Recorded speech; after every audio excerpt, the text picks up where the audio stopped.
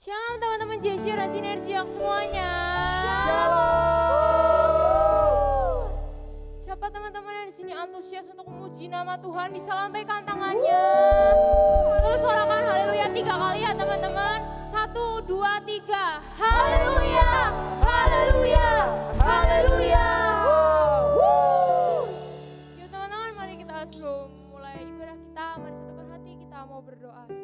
Tuhan, terima kasih Tuhan, terima kasih penyertaan-Mu Tuhan, bahwa setiap kebaikan Bapa sepanjang minggu ini Tuhan, sampai akan mulai setiap ibadah kami ini Tuhan, kiranya Kau berkati Bapa dari awal pertama hingga akhirnya Tuhan. Terima kasih Tuhan, terima kasih sudah nama Tuhan Yesus, haleluya, amin.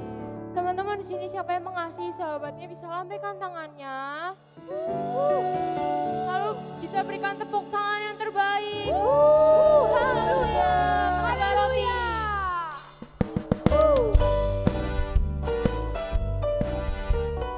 Tepuk tangannya ya teman-teman.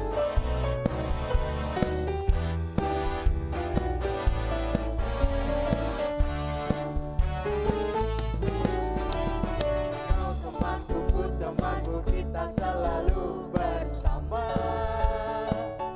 Seperti mentega dengan roti. Kau temanku, Kau temanku, ku temanmu, kita selalu bersama. Seperti celana dengan baju. akan selalu mendukungmu. Aku akan selalu mendukungmu, mendorongmu untuk terus maju. Dan bila kau sedih, bukan selalu memelukmu dengan kasih. Kau temanku, ku temanmu, kita selalu bersama. Seperti mentega dengan roti. Kau temanku, Kau temanku, ku temanmu, kita selalu bersama. Seperti celana dengan baju.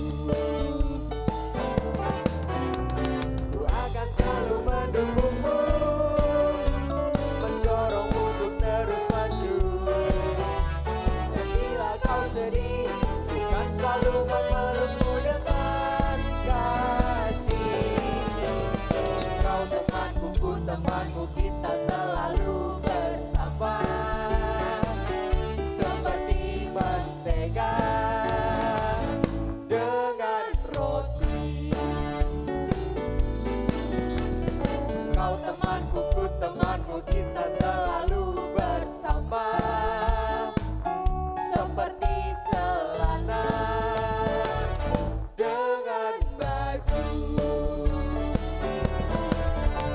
Ku akan selalu mendukungmu, mendorongmu untuk terus maju. mendorongmu untuk terus maju. Dan bila kau sedih, bukan selalu memelukmu dengan kasih. Kau temanku, ku temanmu, kita selalu bersama. Seperti mentega dengan roti. Seperti celana dengan baju. Seperti diriku dan dirimu. Seperti diriku dan dirimu. Beri sorak-sorai yang terbaik untuk Tuhan Yesus. Haleluya. Oke teman, boleh kasih lambaikan tangan kita yang antusias, boleh lebih lagi sorakan haleluya. Oke teman-teman, hari ini sesuai dengan tema kita friendship ya teman-teman. Hari ini aku mau ajak teman-teman semuanya buat kita nyanyi buat Tuhan lebih antusias lagi. Siap semuanya? Siap singers? Siap. Siap Jessica? Siap dong. Siap, yang siap boleh tepuk tangan terbaik buat Tuhan. Say haleluya. Kasih. Ayo teman-teman sama-sama nyanyikan pujian ini. Ini udah satu lagu yang lama banget udah kita gak bawain. Tapi hari ini aku yakin dan percaya teman-teman semuanya mau nyanyi bareng sama aku, oke? Sama-sama katakan. Jangan kau berkata hidup di dalam sesama. Katakan, jika itu semua hanya bisa keluar dari bibir saja. Lagi ya teman-teman dari awal ya, sambil nginget-nginget lagunya lagi, oke? Sama-sama kita katakan kasih yang sejati. Kasih yang sejati adalah kasih yang keluar dari hati, berjalan seirama, dibuktikan dengan sebuah tindakan. Percuma kasih dengan kata-kata, kata-kata ada gunanya, tak ada gunanya, hanya sia-sia belaka. Yuk semuanya katakan, itulah bermakna dengan mengasihi sesama. Kasih yang sejati tak mengharapkan setiap balas budi. Kasih yang sejati tak mementingkan keinginan pribadi, rela berkorban demi sesamanya.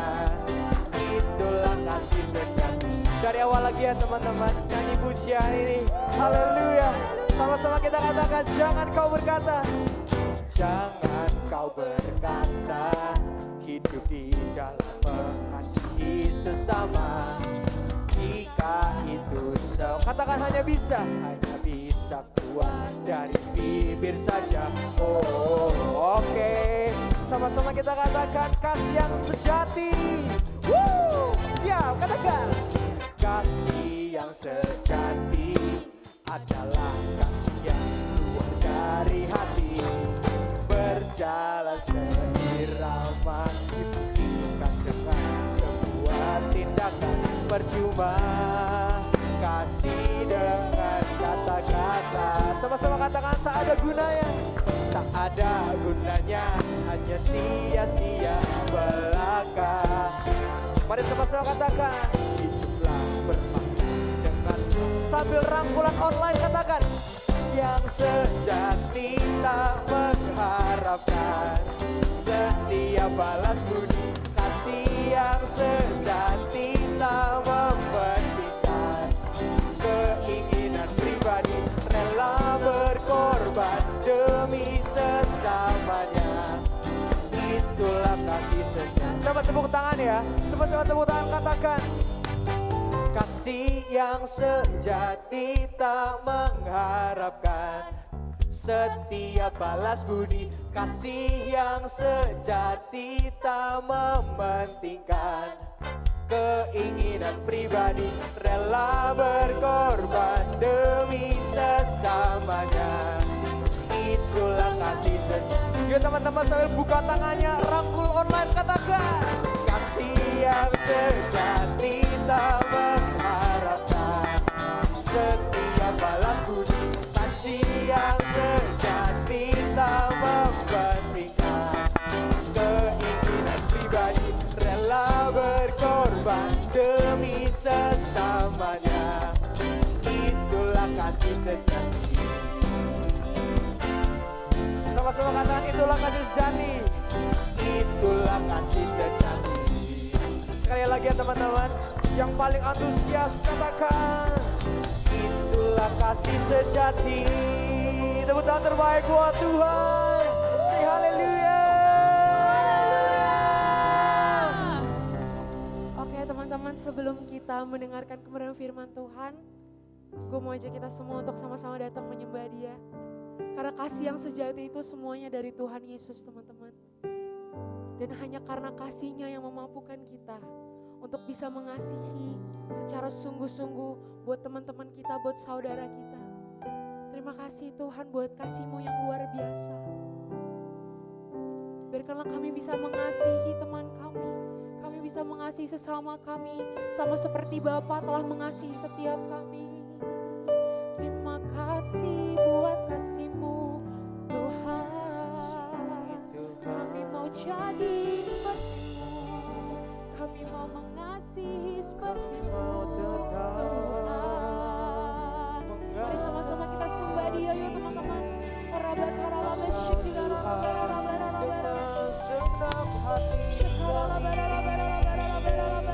Kau yang bentuk setiap anak-anak muda-Mu Tuhan. pribadi yang lebih mengasihi, baik mengasihi-Mu atau mengasihi kami sesama manusia. Biar dari tempat kami masing-masing Tuhan, ada sesuatu yang baru kami terima. Kami mau dibentuk lebih lagi Tuhan.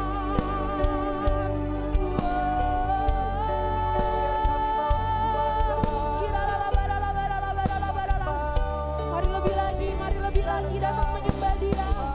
Haleluya.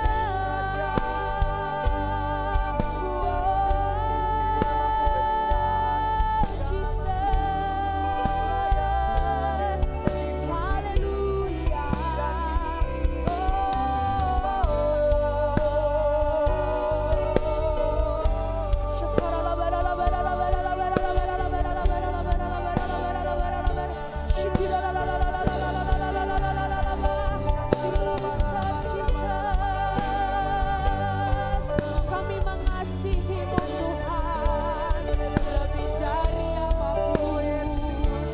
Kau yang bentuk setiap anak-anak muda-Mu Bapa.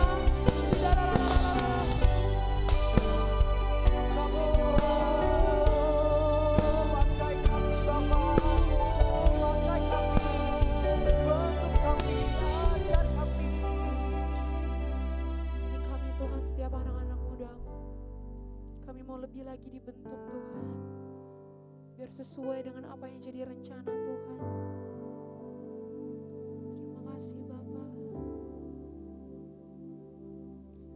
Bagaikan bejana siap dibentuk,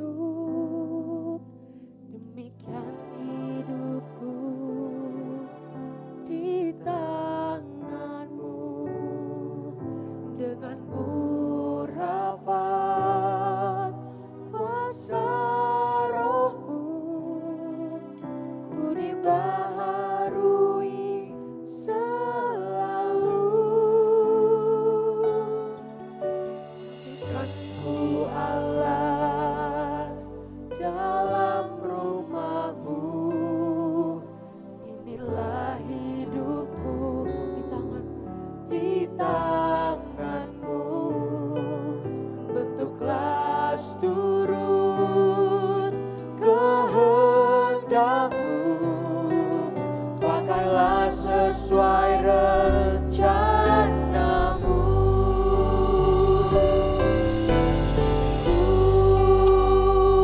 Mau seperti-Mu Yesus, disempurnakan selalu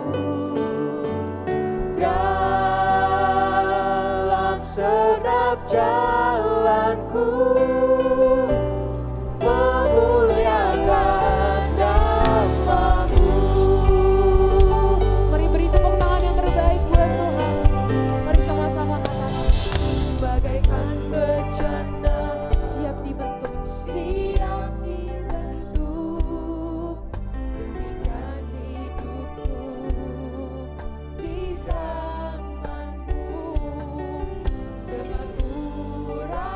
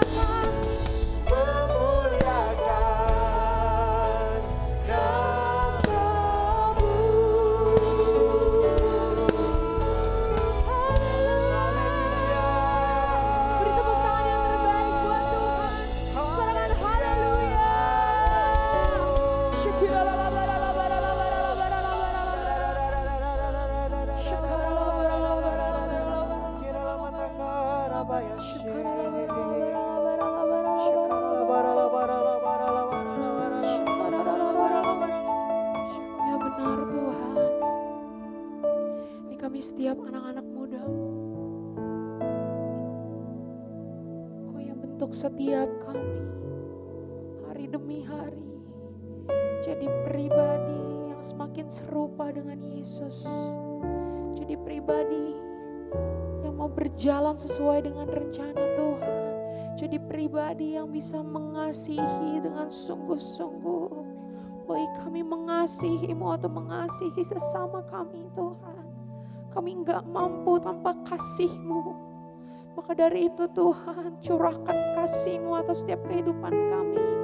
Jangan setengah-setengah Tuhan, tapi penuhi kami, tenggelamkan kami, cengkeram kami, peluk kami dalam kasih-Mu. Supaya hari demi hari kami serupa, kami disempurnakan seperti Engkau Tuhan Yesus. Terima kasih Bapa, kami gak layak, tapi kasih-Mu yang melayakkan setiap kami. Sebentar kami mau duduk diam di hadirat-Mu.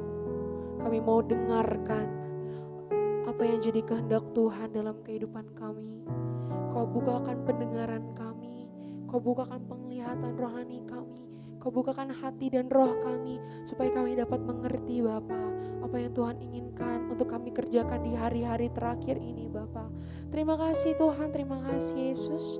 Hanya di dalam nama Tuhan Yesus, mari sama-sama katakan, amin.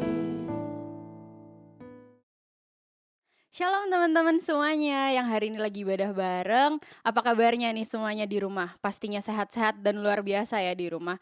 Nah, sekarang mungkin bisa teman-teman komen-komen dulu ya di kolom live chat gitu. Siapa teman-temannya yang ibadah bareng hari ini biar kita nggak berasa lagi ibadah sendirian gitu di rumah ya. Ya, sapa-sapa dulu boleh. Nah, hari ini teman-teman kita akan ngebahas tentang apa yang selalu kita temuin setiap harinya, yang bahkan kayak kita nggak bisa hidup tanpa ini nih, hal ini yang hari ini akan kita bahas, yaitu friendship life atau pertemanan. Teman-teman juga pasti tahu dong dari flyer yang udah ada ya. Jadi hari ini kita akan ngebahas tentang friendship life atau pertemanan. Nah, kalau ngomongin pertemanan nih, kita tuh nggak bisa gitu hidup tanpa teman-temannya kita sendiri. Karena kita adalah makhluk sosial yang butuh orang gitu ya di kanan kirinya kita. Kayak sekarang aku ngomong sendirian gitu tanpa interaksi sama teman-teman di sini kan agak gimana gitu ya, ngomongnya nggak enak gitu. Nah, hari ini kita akan bahas tentang pertemanan. Nah, kalau bahas tentang pertemanan, aku akan bahas dari sisi teorinya dulu nih. Oke, nama teorinya adalah teori ekologi Bronfenbrenner. Tokohnya namanya adalah Uri Bronfenbrenner. Nah, dia ini bilang kayak gini, kualitas diri seseorang itu dipengaruhi oleh lingkungan tempat dia berinteraksi sehari-hari. Nah, di situ tuh dari yang paling kecil sampai paling besar. Ada yang dimana kita setiap hari ketemu atau sesekali doang nih. Nah, inilah kenapa kita bisa berperilaku berbeda di lingkungan yang berbeda-beda juga. Misal, nih ya, kalau misalnya ada yang namanya Lulu. Si Lulu ini itu lahir besar di keluarga yang disiplin, yang taat sama aturan, sama waktu. Nah, nanti si Lulu ini akan menjadi anak yang juga disiplin dan bisa menghargai waktu. Berbeda sama yang namanya misal Bebe. Nah, si Bebe ini lahirnya di keluarga yang bodo amat gitu sama waktu, yang nggak mikirin waktunya. Dia lebih mikirin gini, yang penting jam 7 pagi itu makan, misal gitu. Nah, maka Bebe nggak akan mikirin nih, mau bangun paginya jam berapa, mau bangun siangnya jam berapa, tapi dia yang penting adalah jam 7 dia makan. Karena dari kecil dia ada di lingkungan yang dimana mengajarkan lebih penting makan daripada lu bangun pagi gitu. Misal seperti itu, makanya bisa beda-beda tuh. Itu juga yang membedakan aku dan juga orang lain. Makanya kita semua itu bisa berbeda-beda ya. Nah, ini adalah kata Bronfenbrenner. Aku mau kasih tahu satu aja yang paling kecil, nggak akan aku bahas semuanya. Ini teori nanti jadi kuliah umum gitu ya, bukan jadi sharing hari ini. Hari ini aku akan bilang dari lingkungan yang paling kecil itu yang namanya adalah mikrosistem. Nah, mikrosistem ini adalah lingkungan yang paling kecil di mana seseorang hidup sehari-hari dan juga bertemu, berinteraksi secara langsung dengan orang-orang. Ya, nah interaksi secara langsung ini yang paling bisa kita lihat tuh dari mana sih? Sebenarnya yang paling gampang, yang paling simpel itu adalah yang pertama keluarga. Di mana kita dari lahir sampai kita besar itu pasti setiap hari kita ketemu sama orang tua kita, sama kakak adik kita. Itu yang namanya mikrosistem. Tapi nggak cuma keluarga teman-teman. Ada juga yang namanya pertemanan. Kenapa pertemanan juga termasuk? Karena gini, kita dari di luar rumah, kita ketemu sama teman-teman sekolah, itu juga setiap hari di mana kita interaksinya langsung, kita ngobrol nih langsung. Ya, itu yang disebut juga sebagai mikrosistem. Jadi mikrosistem kita nggak cuma keluarga, termasuk teman-teman kita, lingkungan pertemanan kita. Makanya lingkungan pertemanan kita itu mencerminkan siapa diri kita.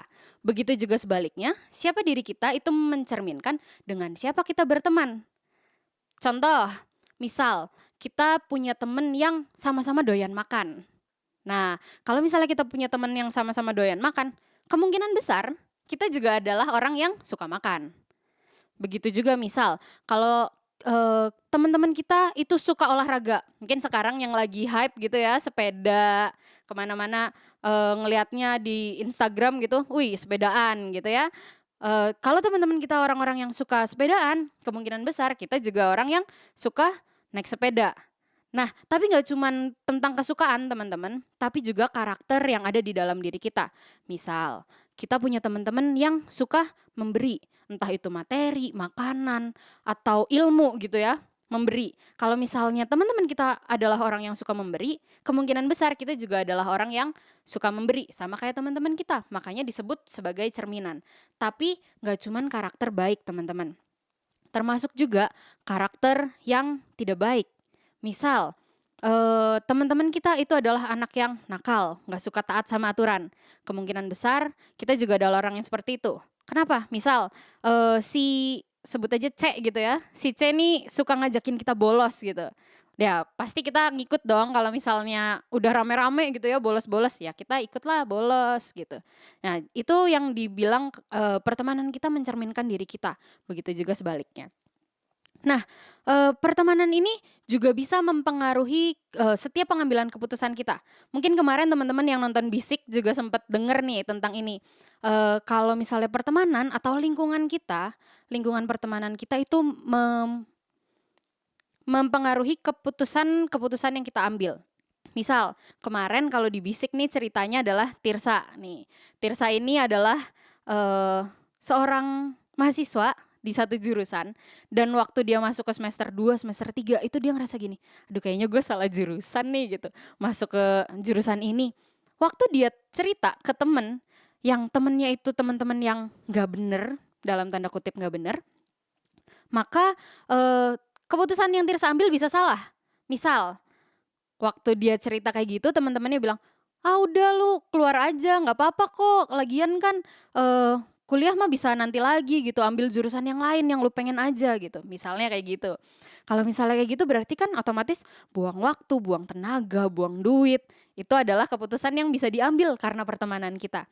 Tapi pertemanan itu nggak cuman yang tadi jelek-jelek doang, tapi juga ada yang bagus ya kok teman-teman. Makanya di sini kita akan bahas.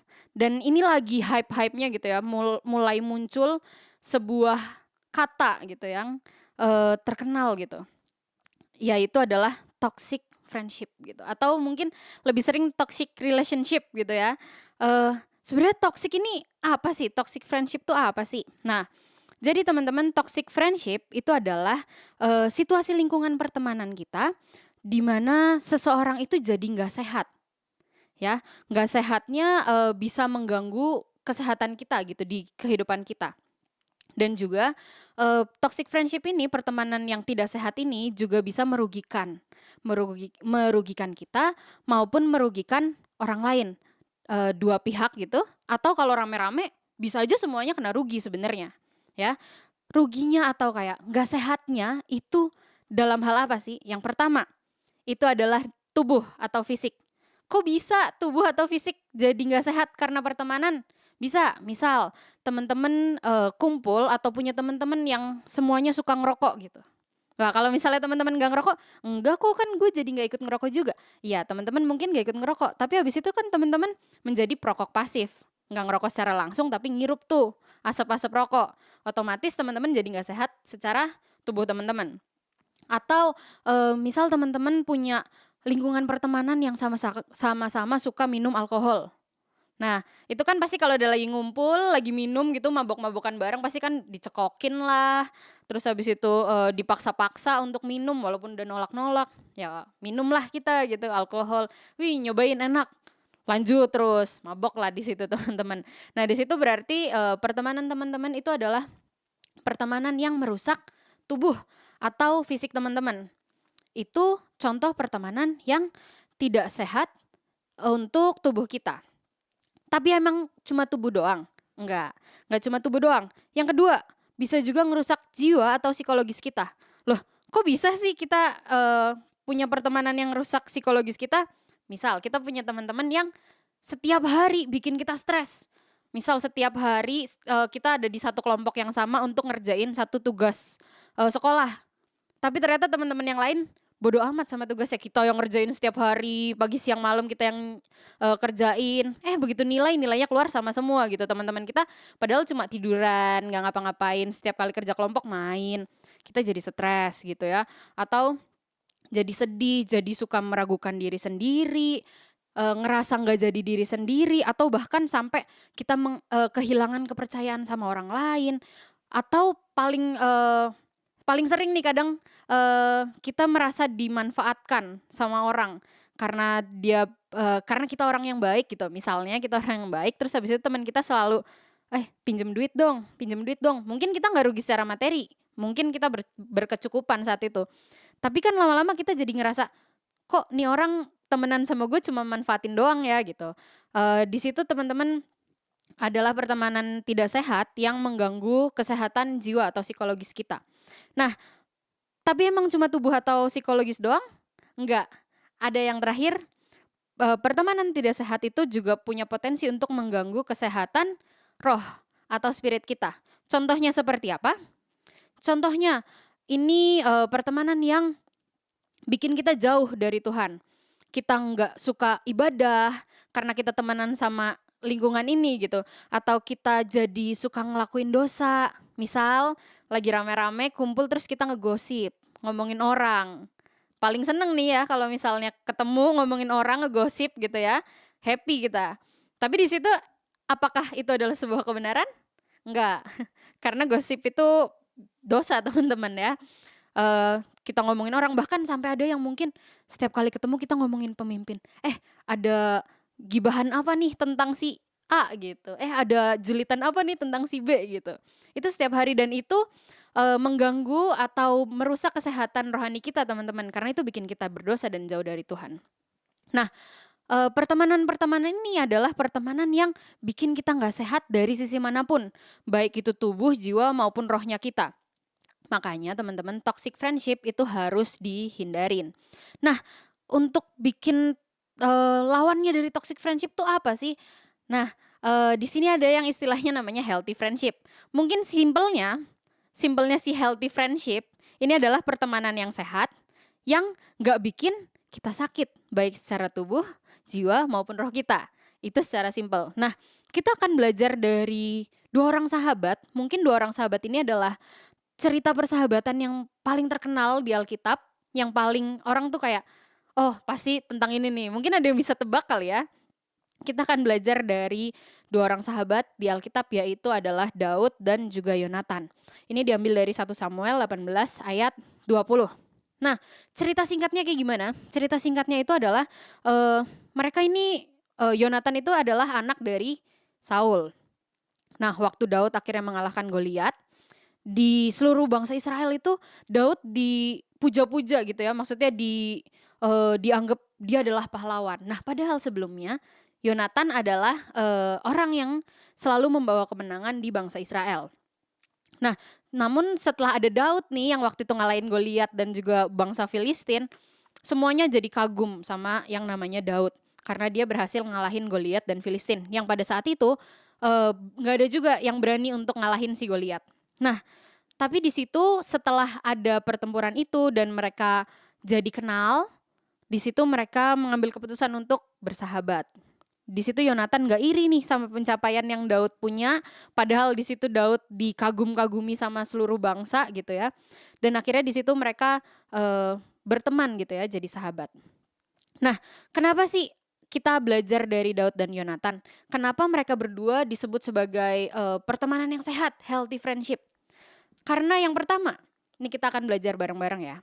Yang pertama, kenapa mereka disebut pertemanan yang sehat? Dan ini juga, kita belajar untuk kita membangun pertemanan yang sehat juga ya teman-teman. Yang pertama, karena Daud dan Yonatan mendasari hubungan pertemanan mereka dengan kasih.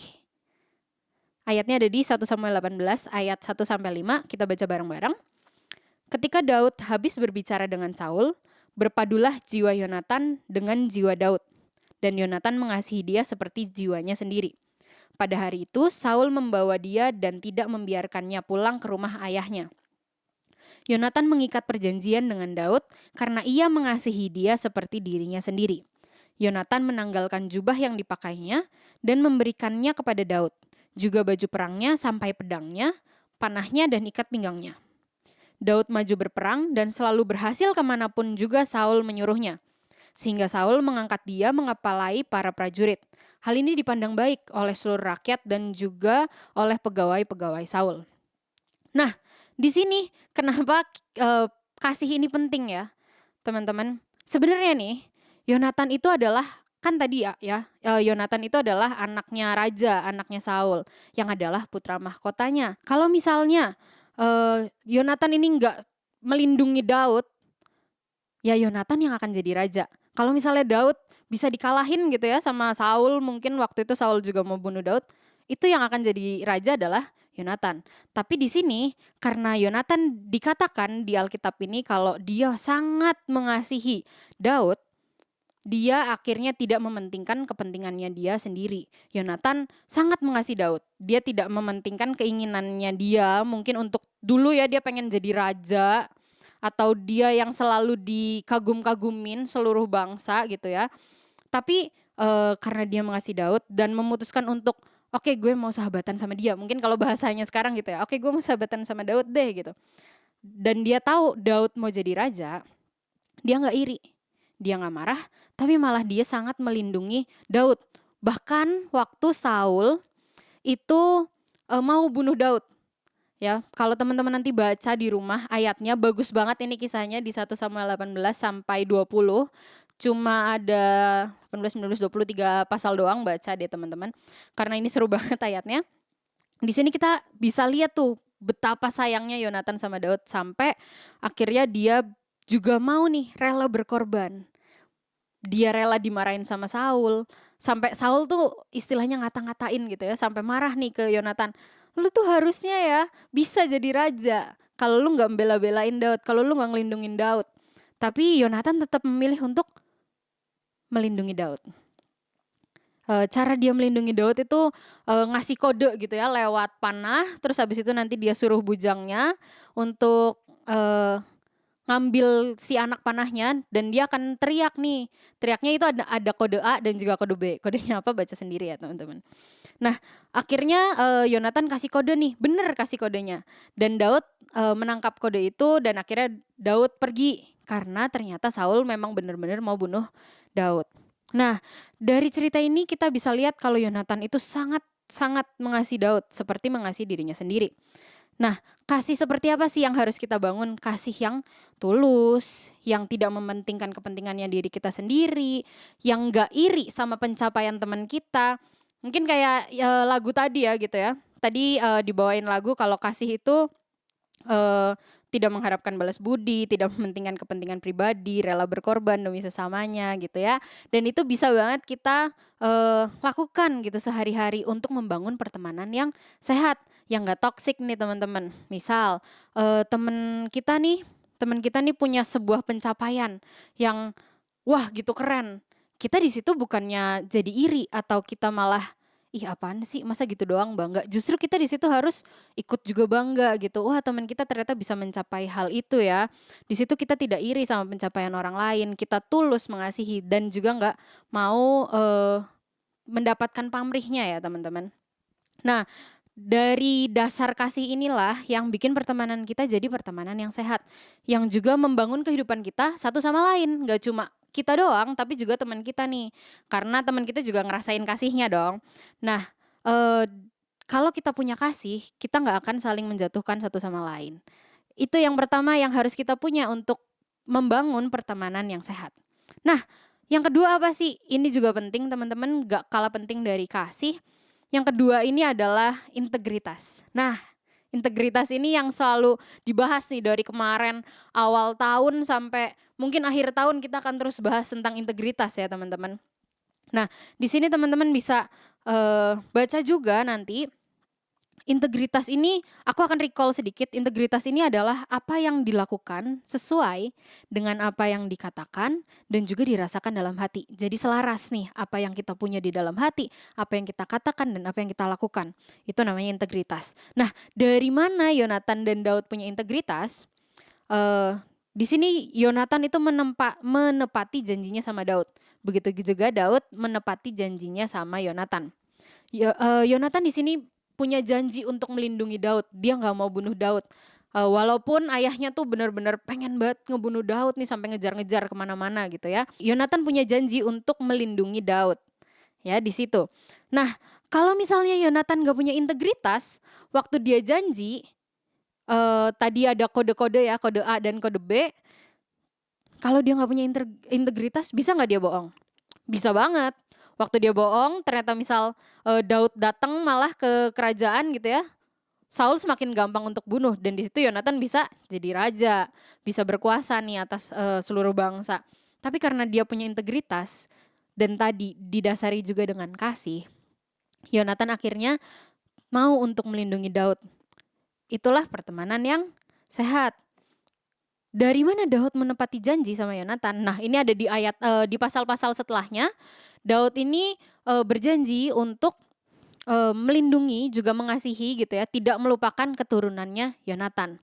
Jadi pada saat Yonatan dan Saul udah nggak ada nih, Daud tetap memegang janjinya. Daud tetap cari ada nggak nih keturunannya Yonatan. Buat apa? Bukan buat balas dendam karena Saul udah mau ngejar-ngejar dia dan mau ngebunuh Daud. Tapi di situ Daud malah menganggap keturunannya Yonatan ini sebagai keluarganya juga.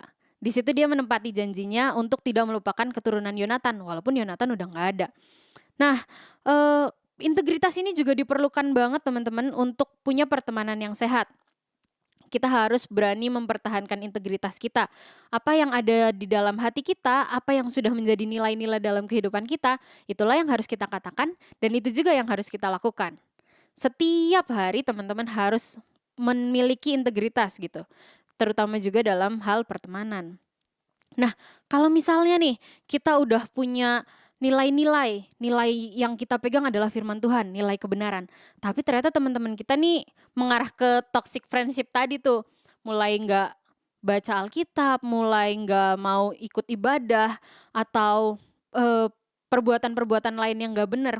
Apa sih yang bisa kita lakukan untuk mempertahankan nilai kebenaran yang kita punya? Ada 2 tahap teman-teman.